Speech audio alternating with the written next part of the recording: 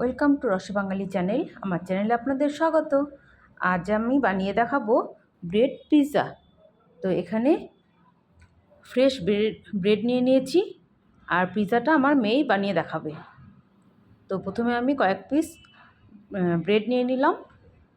এখন ব্রেডগুলোর মধ্যে pizza sauce লাগিয়ে নিচ্ছে।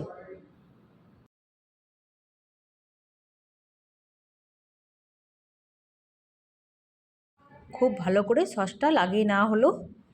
আর আপনাদের কাছে যদি পিৎজা সস না থাকে তাহলে কেচাপ আর মেয়োনিজ দিয়েও সস বানাতে পারেন, সেটাও খেতে খুবই টেস্টি হয়।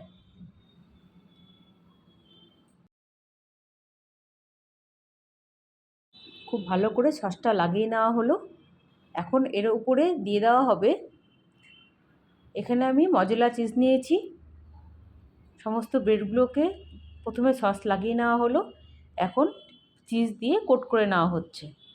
খুব ভালো করে চিজটা দিতে হবে।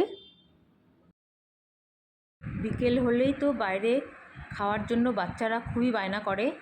তো এই বায়না মেটানোর জন্য এরকম করে ব্রেড পিৎজা বানিয়ে দিলে কিন্তু বাচ্চারা খুবই শান্তি করে খাবে, পেটটাও ভরে যাবে।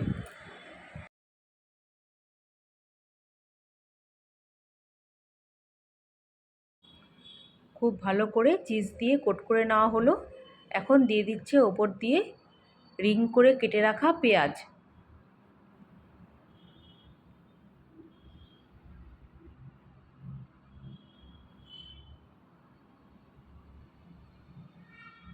আপনারা চাইলে এর ওপরে ক্যাপসিকাম দিতে পারেন বা গাজর দিতে পারেন, শসা দিতে পারেন, যে কোনো ভেজিটেবল দেওয়া যায়।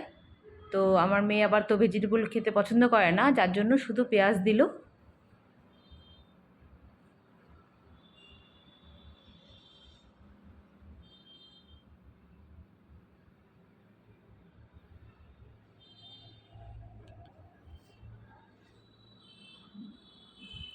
এখন দিয়ে দেওয়া হচ্ছে কর্ন। এখানে সুইট কর্ন নিয়ে নেওয়া হয়েছে, তো কর্নটাও দিয়ে দিল।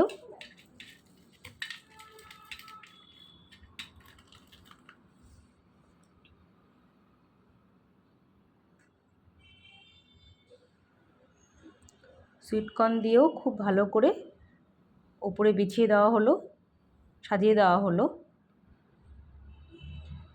ওপর দিয়ে আরও কিছুটা চিজ দিয়ে দিচ্ছে।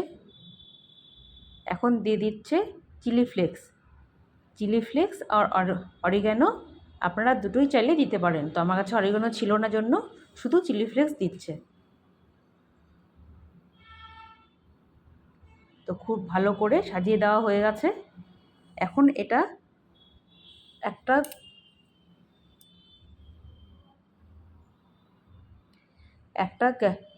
তাওয়া বসিয়ে দেওয়া হয়েছে গ্যাসের ওপরে। সেই তাওয়ার ওপরে একটা থালা দিয়ে সেই থালার ওপরে এই ব্রেডের পিসটা দিয়ে দেওয়া হলো।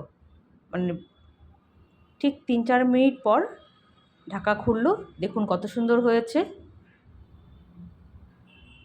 এরকম করেই আমরা বাকি ব্রেডগুলো রেডি করে নিচ্ছি। দেখুন কত সুন্দর হয়েছে।